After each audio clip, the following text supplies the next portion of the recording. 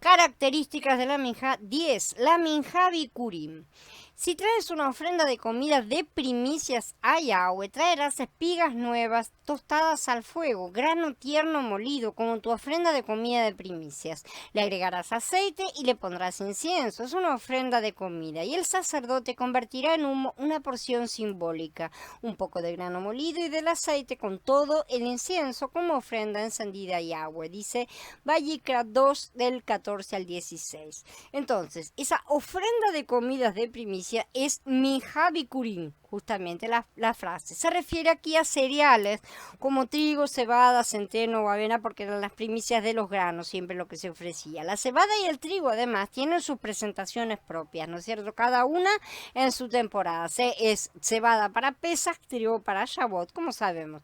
Aún hoy en el Oriente es una comida preferida, el grano tierno, es decir, no maduro, ¿sí? Como lo que comieron los discípulos cuando iban caminando con Yahshua y que trajeron a tona, ¿no es cierto?, las quejas de los fariseos. Era pegar ese grano que no estaba molido, se refregaban las manos para sacarle las cáscaras, ¿no es cierto?, y se comía.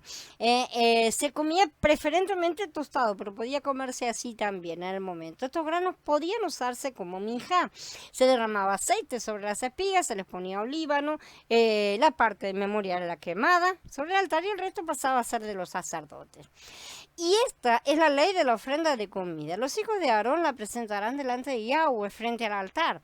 Un puñado de la harina selecta y aceite de la ofrenda de comida se quitará de ella con todo el incienso que hay sobre la ofrenda de comida. Y esta porción simbólica se convertirá en humo sobre el altar como olor grato a Yahweh.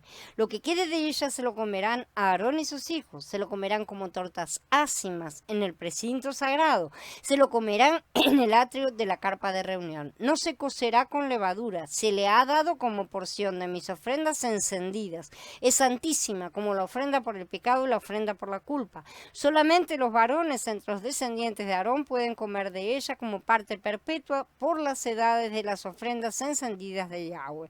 Todo lo que la toque quedará santificado. Está en el capítulo 6 de Vayikra. Y en el capítulo 7 dice además, toda minjá que se cueza en un horno y toda la que se prepare en una olla o en una sartén le pertenecerá al sacerdote que la presente, pero toda otra ofrenda de comida mezclada con aceite o seca irá a los hijos de Aarón todas por igual.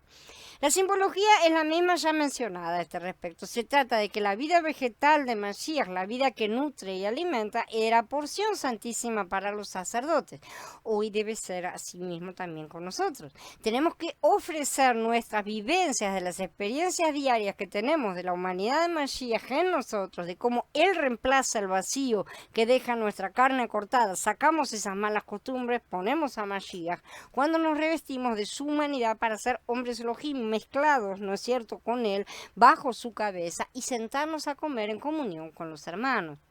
Aunque no nos es permitido comer el holocausto, sí se nos permite comer parte de la ofrenda de harina si somos sacerdotes.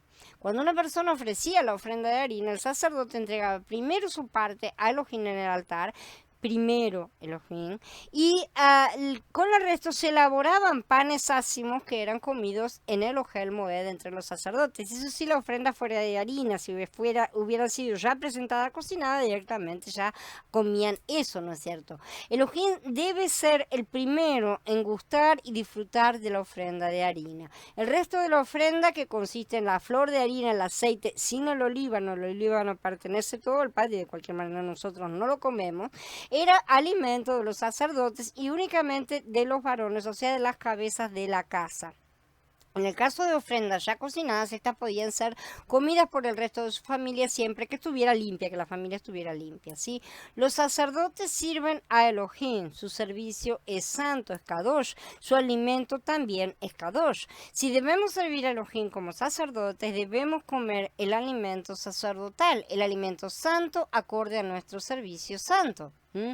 Esta comida nos nutre a fin de que tengamos la fuerza necesaria para servir a Elohim. La ofrenda de harina guarda entonces relación con el Mashiach, que satisface al pueblo de Elohim y que éste disfruta juntamente con Elohim. Nos sentamos con el Padre a disfrutar del Hijo.